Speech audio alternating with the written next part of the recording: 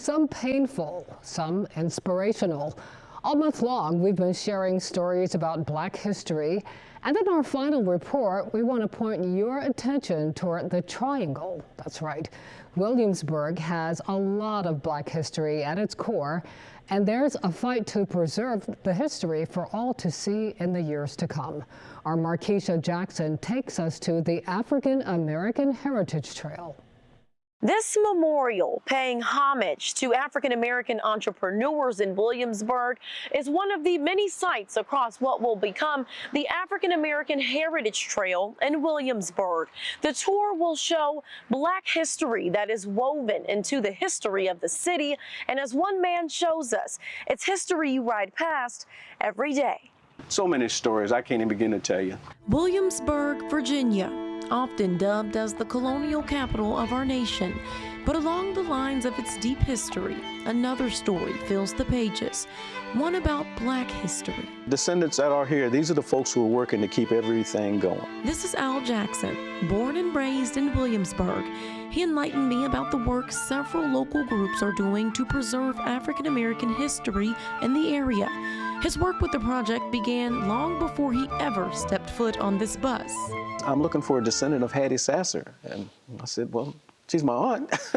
In fact, he had grown up all around it, raised by his aunt, Hattie Sasser, who was a civic activist. He had a front row seat to the rich Black culture that filled the world around him, much of it centralized in what was called the Triangle Block.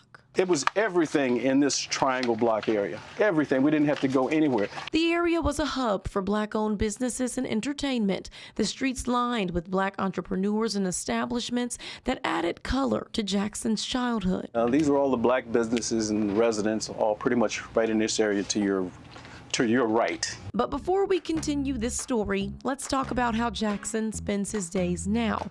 Before boarding that bus you saw him on, his history lessons begin these days in a room at the Windsor Mead Senior Living Community.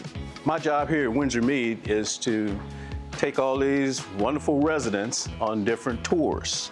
A little over a year ago, he came up with the idea to center the tours around the Black history. History these residents may have never heard otherwise. It's going to be historical markers in different locations where it was very important for the African American community in Williamsburg. And before we knew it, it was time to board the bus. All right, let's go do it. And off we went. We're going to go to Bruton Heights first. On what Al says is the African American Heritage Trail, pointing out history along the way. You couldn't go to the white school in the 60s. You had to walk past the white schools to go all the way over here on the other side of that train track to go to Bruton Heights. Bruton Heights was the first stop of the tour. The historical all-Black school still kept in perfect condition. My pleasure. History lining the walls. Clinic right here in Bruton Heights. This is all the way from 1753. Wow. In an auditorium that still brings back memories from childhood. It's just exciting that this place is still here. You know, that's the important part.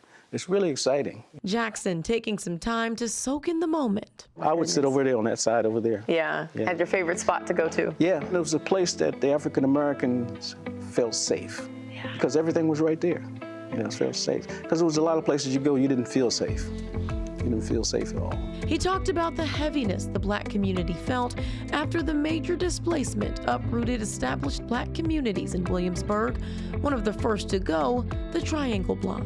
It was just so sad to see that area of Williamsburg taken down. And when we go over there, you'll see what it looks like now. From there, it was back to the bus to see more of the trail. The residents engaged the entire way. Al pointing out leaders who shaped the community and other stops like the Bray School. A school for enslaved and free black kids in the 1700s. Residents even chiming in. But its last use of the campus, it was the ROTC building. It was. It was used for several things while it was on the campus. And not holding back from the hard parts of history either. Right here where you see that sign, that used to be a Ku Klux Klan sign right there. But showing that every hard beginning turned into a resilient ending. This is a monument to the enslaved. It's called the Hearth.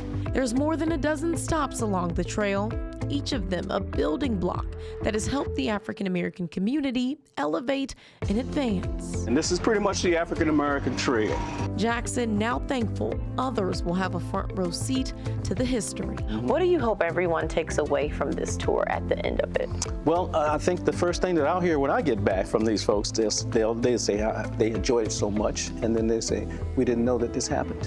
And it's right under our noses. And it's worth preserving. Black History Month may only be 28 days, but this history is on display 365 days of the year.